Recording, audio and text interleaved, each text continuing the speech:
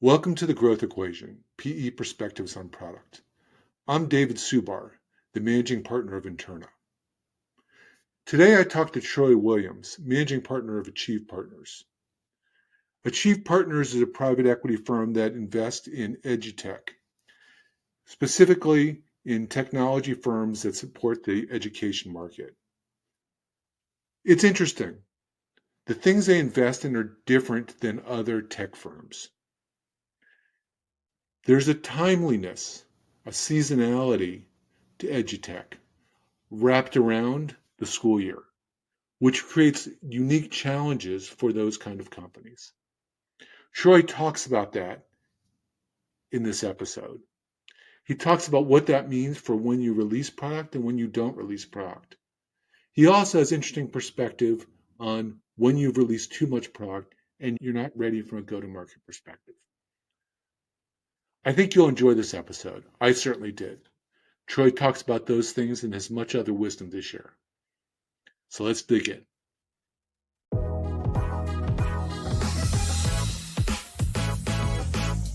Thank you, Troy, for being here. Yeah, I'm thrilled to be here today, David. Thanks for inviting me. Glad to have you. So let's set the stage. How did you get into PE? How did you start your career?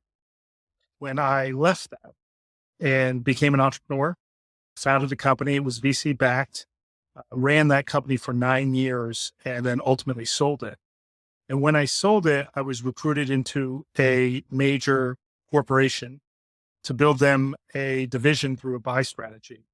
And so had some success doing that in building what was an educational software division through buying a number of smaller bootstrapped software companies. And it was from there that I migrated into kind of our predecessor firm to invest in fast growing, educational software companies. And that was my path into private equity. Got it. So why the focus on education had you? It was because of the kind of companies you were buying before? Yeah. So my company was really an e-library company, or really one of the first ebook companies, if you will. And this was 9 years before the launch of Kindle. So we were really early, and we launched as a B2C company selling to consumers.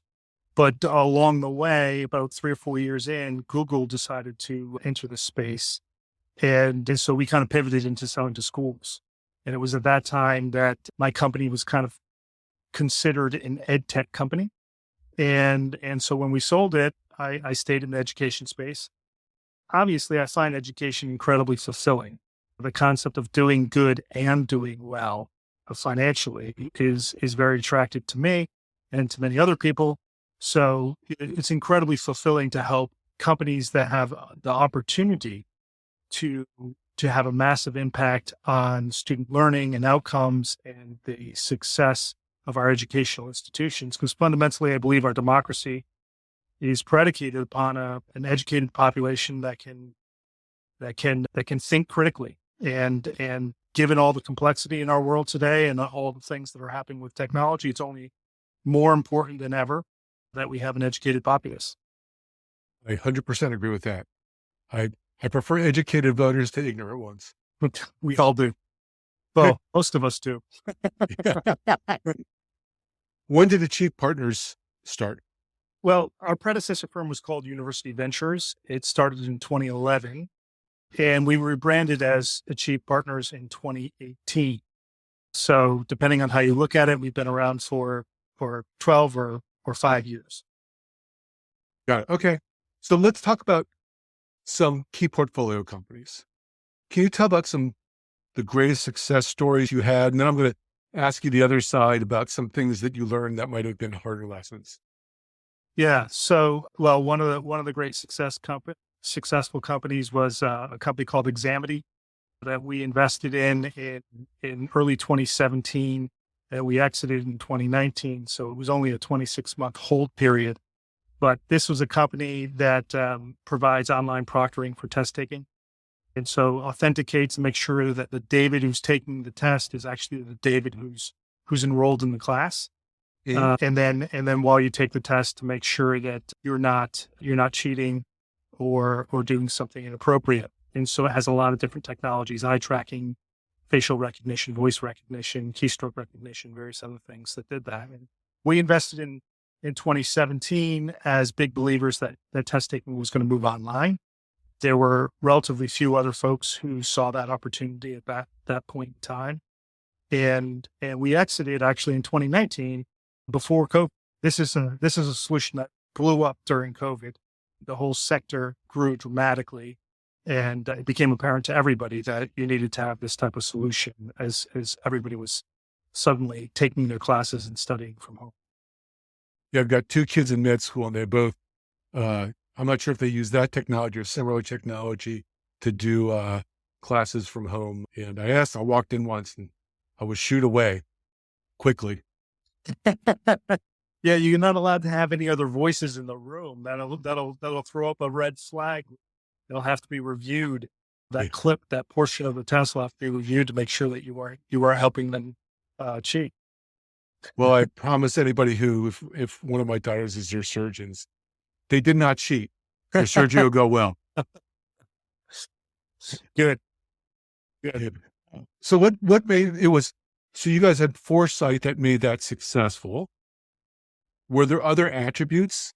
Well, I mean, one of the things is, we're pretty focused on founders, on finding the right founders. We back bootstrap founders and help them scale. So, we knew a lot of folks in the higher ed space, as well as in the professional certification space.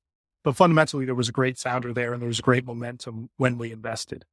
But we did add a focus around professional certifications, which the ultimate buyer of this company was Great Hill. And I think Great Hill underwrote to that professional certification market, whereas previously the company had almost all of its sales from higher education. So mostly what we do is we scale sales and marketing, go to market. Since we focus on businesses that sell to schools or universities, it's really important to understand the process of selling to schools and universities. And most generalists come into these type of companies and try to use the playbook they use in selling to companies and corporations, which doesn't necessarily work. You're effectively selling to a government entity.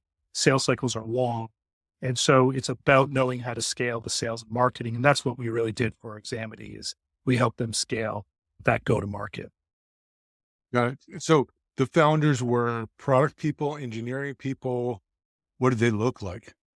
Yeah, they were primarily product people. Michael London is the founder of Examity, and he was a third-time entrepreneur. He had previously been at Bloomberg, and prior to that, he founded a company that was acquired by Bright Horizons, and his co-founder of that company is the current CEO of Bright Horizon, which is a very successful, large publicly traded firm. Yep. So let's go to the other side. You don't have to name a company, but tell a story about one that maybe didn't work out as well and some things you learned there, what you might have changed. Yeah. So most of our challenging investments have to do with companies that we just bought too early. And we used to do some growth equity and minority investing, which we don't do anymore, primarily for this reason. We found that when we invest too early, it's hard to sustain what may be early growth that isn't sustainable. And so that's most of our challenging investments, are just companies that we got into too early because they were primarily sexy and there was a lot of belief in what the potential was. And so today I would say, we're not necessarily running toward AI in education companies. We have some in our portfolio, but that's not like a focus. Whenever we see a lot of generalists get excited about a trend, that's a warning sign to us to stay away from it. Mm-hmm. The more boring, the more interesting it is to us. And so a lot of administrative solutions and things that are in the background, making schools and universities much more productive and effective, but aren't necessarily things that you would ever read about in the paper or going to make news headlines, are where we find the ability to create alpha. Got it. Okay. So basically, the companies already have this kind of product market fit, and you're accelerating their ability to penetrate the market. Yeah, I Is that mean, right? one of the companies that was one of the biggest challenges for us. It was a Y Combinator graduate, and it was a company that had a lot of sex appeal, if you will, around it, and there were a lot of people chasing it. We're typically most successful when we are either the only bidder or one of two or three bidders, rather than in a situation where there's a whole lot of people interested in the company. Yeah. Okay. Okay. So you go into a company, you purchased it. They've had some founders. Maybe the founders have a strong product background, strong engineering background. What do you wish they instinctively knew? What makes, you know, what makes those people successful for companies you buy? Yeah, I mean, first off, we have a little bit different approach than most PE firms in that we get to know a founder or a management team for typically more than a year before we invest. And so it's one of our core filters is who that team is. And one of the things we're looking for are just mission driven folks, folks who they're there not just for the returns. They're there because they're trying to solve a problem that they fundamentally care about. And that means that they're up at 2 a.m. thinking about the business, both in good times and bad times, right? Not just because they're stressed, but because they're just mission driven. So that's one of those things that is a hard to quantify thing. But it's the first meeting the founder is telling me how rich he or she's going to get or how rich I'm going to get after I invest. That's actually probably a warning sign. I want to hear why they're changing the world and why they're passionate about changing the world and how they measure the outcomes and the effectiveness of their product. So it really comes down to believing in efficacy and valuing efficacy, sometimes even more so than profits. Yep. Yeah. I believe that. We believe that in turn.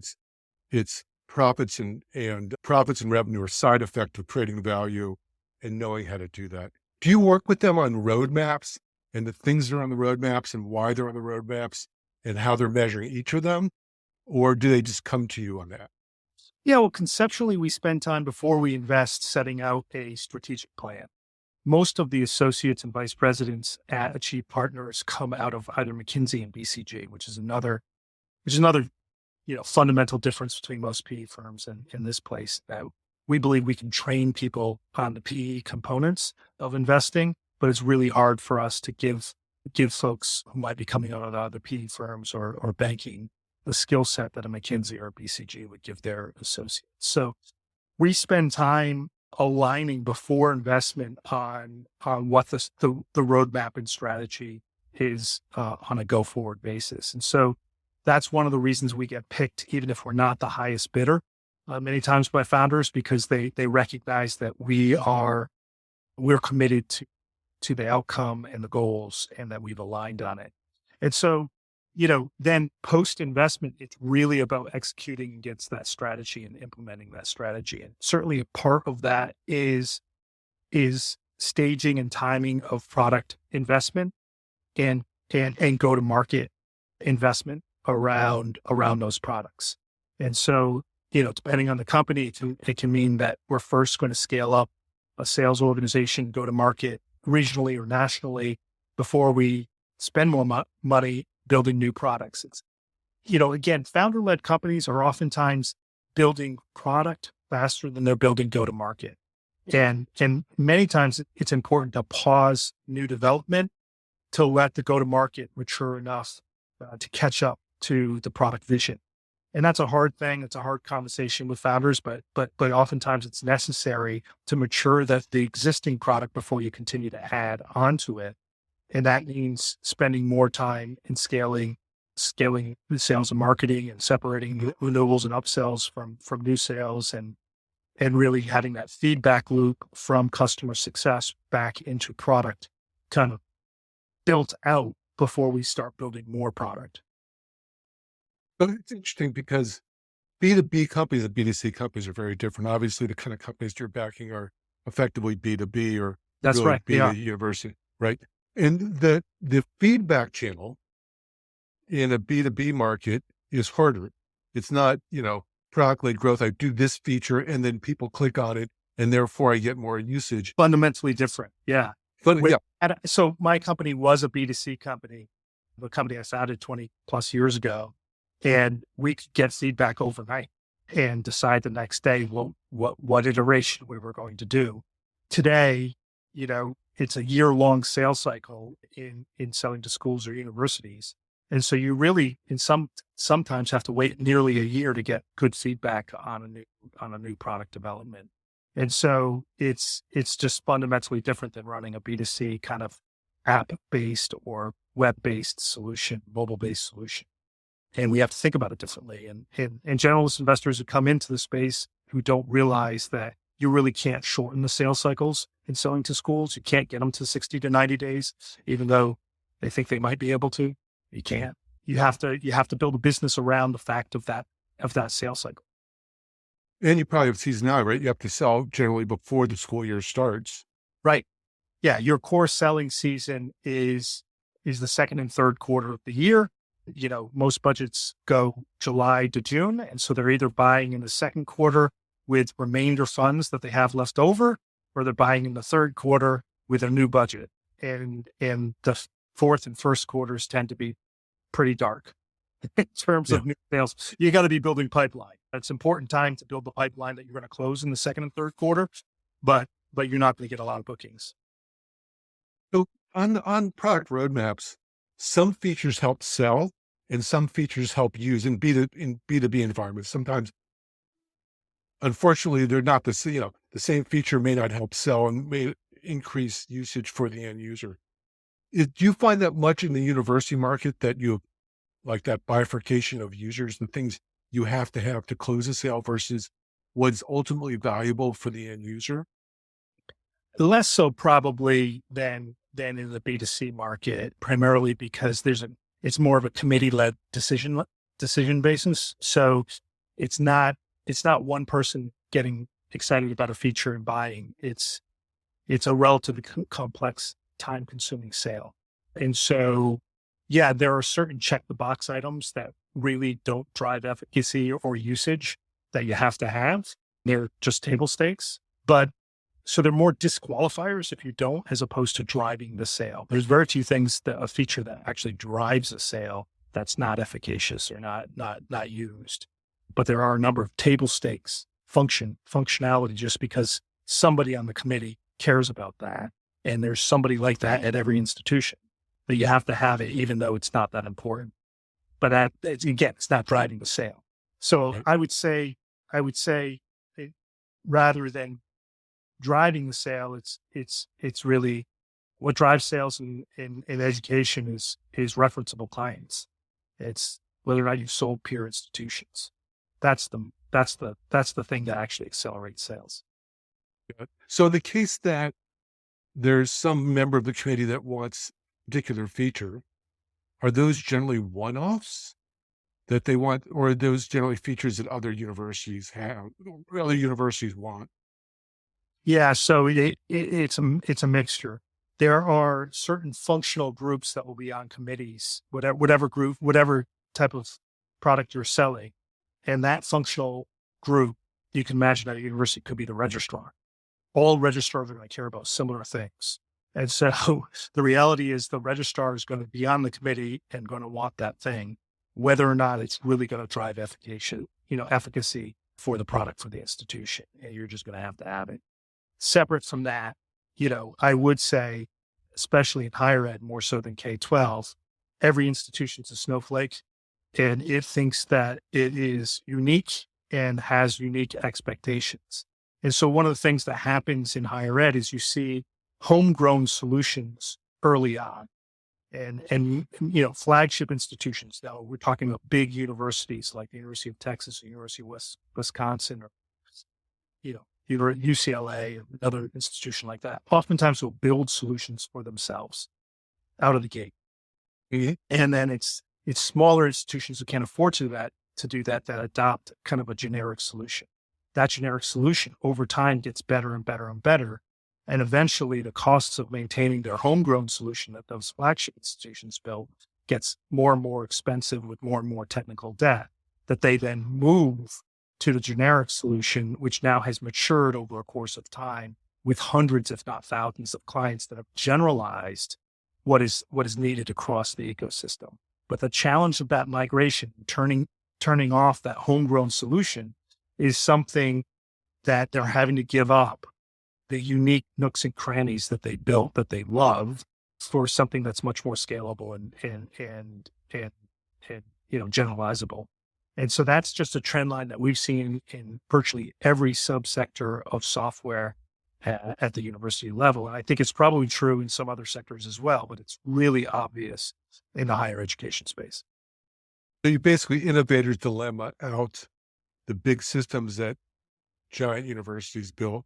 Yeah, and it happens over a decade or more, but it happens so slowly that we can observe it happening and make investments. And so sometimes people say, one of the things about education is it's behind corporate America in terms of adopting software solutions.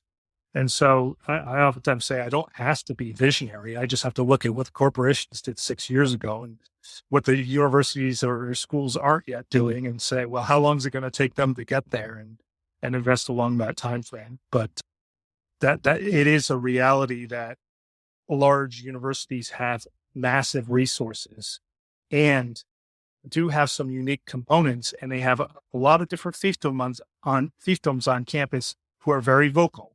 And if they are responsive to those vocal minorities, they build product that is not scalable or generalizable to other institutions.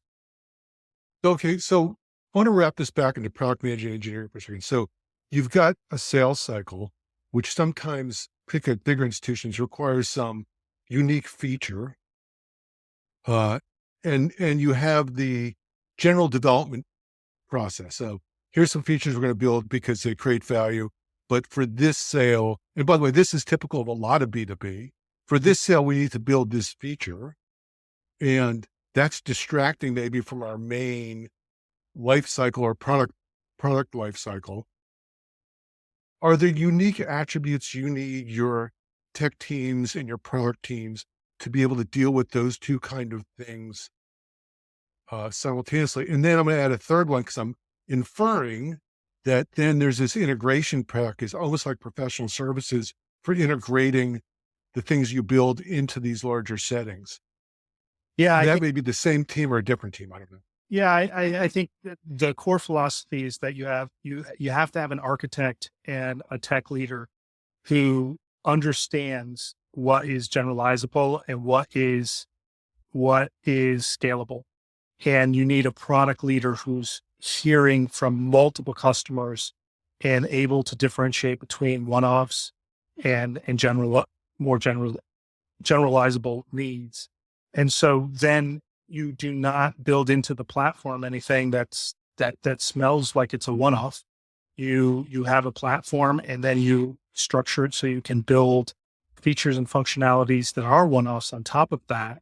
And then you charge that particular institution the full cost plus profit on building out that functionality for them. And can you make it clear this is uniquely being built for you, so you're going to have to pay for it?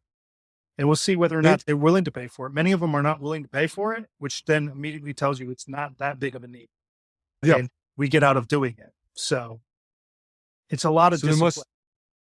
And it requires the CEO and the leadership team to not get overly excited about any one sale, and have discipline to build something that's truly scalable. And obviously everybody makes mistakes now and again on that front and regrets them. But there are certain types of founders or leaders who are they're the salespeople, and they get excited about sales no matter what, and selling the big deal. And those type of leaders can lead you down a really bad road in this sector of the economy. Yeah. And I've seen that dance before between sales and product. Product tends to be future long-term thinking. Sales tends to be what's this quarter. And that relationship is critical in how they work. And then with engineering as well. That's right. What are the attributes do you think? You kind of described what the sales folks need to have to play nice in that sandbox? What are the product and engineering leaders need to look like? Because sometimes they have to make trade-offs that hurt. Yeah, look, I mean, I think product leaders, the most important thing is that they ideally have spent a ton of time with the customers and they come out of something close to the ecosystem that they're building for. And if not, that they're spending a ton of time actually on site with customers, not just doing Zooms, but really getting into it. And I think that differentiates really successful companies from companies that, look, most founders had a vision. I know I had a vision. That vision tends to hold back companies after the first launch of the product many times. I mean, Steve Jobs accepted probably, but many other founders have this sense that they know where the market's going. And the reality is, once you get into market with a product, it's time to have your product leader go sit with customers all day, every day almost, and really understand where those needs are so that they can make these very hard trade-offs. I always say products should define what's going to be built, and then technology and the engineering group defines how it's going to be built, meaning what technology choices or tools are going to be used. And the two of them have to have a fight, drag it out to figure out when it's going to be delivered. And there's trade-offs to be made, what you want built and how it's going to be built in order to and decide when it's going to be delivered. And in this market, it needs to be delivered in June or July, be ready for August, or else you've missed a whole year. And so those lead to very hard decisions. In many other sectors, a few weeks later does not make that big a difference between, it might affect one quarter, but it doesn't make that big a difference. But in schools and universities, missing the launch of a product, you could lose a whole year. Interesting. So I picked up a lot of things you just said there differently. One was the vision doesn't survive. No battle plan survives first contact with the enemy. Or Mike Tyson, I think, said, everyone has a plan to get hit in the mouth. Yeah. Yeah. I mean, you can have the reality is you could be directionally right, but, and some founders have directional visions that are right for multiple iterations, but that doesn't mean that they're perfectly right. They need to be adjusted as soon as you come in contact with that punch, so to speak. Yeah. So it's about, sitting with the customer, really, the way I interpreted what you just said, it's about knowledge and empathy. It's leaving the ego at the door, which is the mistake I made when I was in my 20s. I had a very strong vision of what I thought we should build. And the reality was you need to be listening to customers. I have like 3 lines of questions from that. One is, when let's say you have to hire a new product leader at a customer or at a portfolio company, can you test for that? Is that something that becomes obvious? Look, most people are going to tell you so you can test for it in the sense of you can ask them, how much time did you spend on site with customers in the past year? I mean, if they tell you a lie, then, it's harder to find that lie, but most people will tell you exactly how they spend their time. And that's a pretty big telling, that's pretty telling as to whether or not they're a functionary or they're somebody who actually understands how to extract customer needs in a way that gets you to product market fit faster. Yeah. So do you have situations where you prefer the CTO and the chief product officer to be one person or versus 2? I always prefer them to be 2 people and not to report to one another. Because of that dialectic that I talked about. I think otherwise one is getting the upper hand on determining the when. And it's really important for from the architecture perspective, choices to be made that are generalizable and scalable.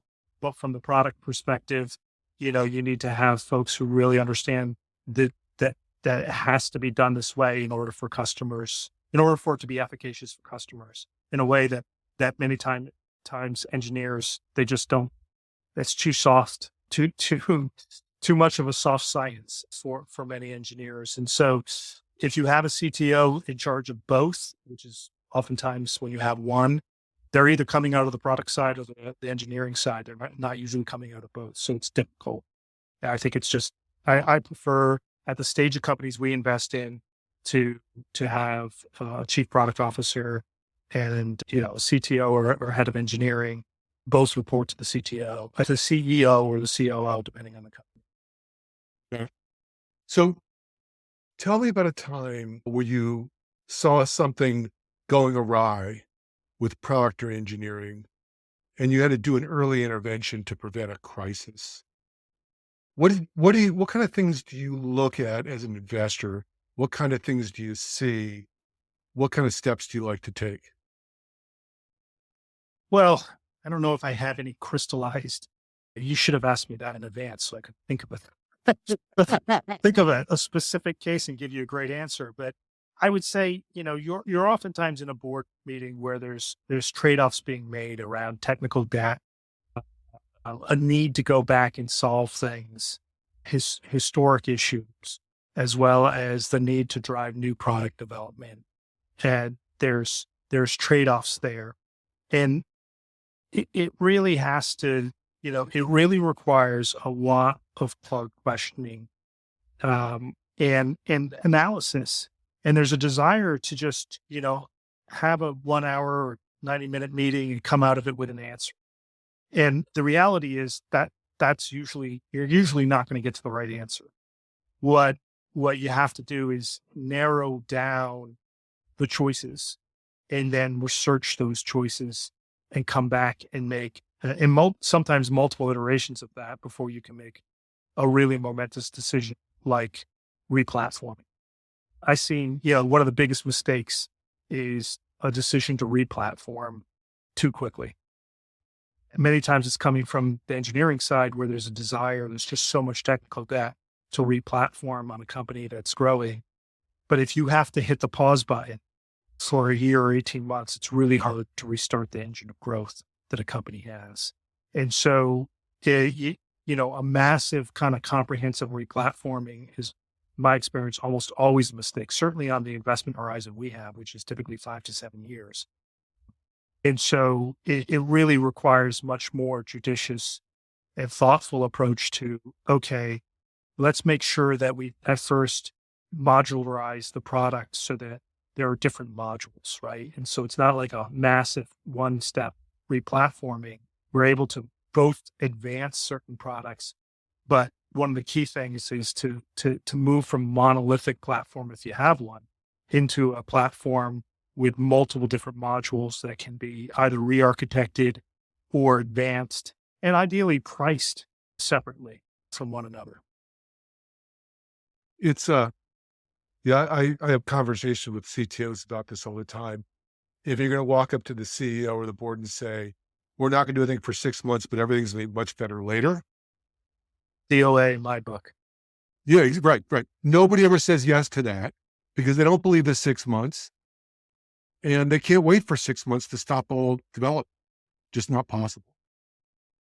So yeah, but that doesn't mean that there isn't work that can immediately begin to kind of tease apart certain parts of the product, which can be costly and time consuming, but absolutely needs to start because, if you're not going to do that, and I agree, it never is going to be 6 months, but if you're going to do it kind of piecemeal over time, it could take many years.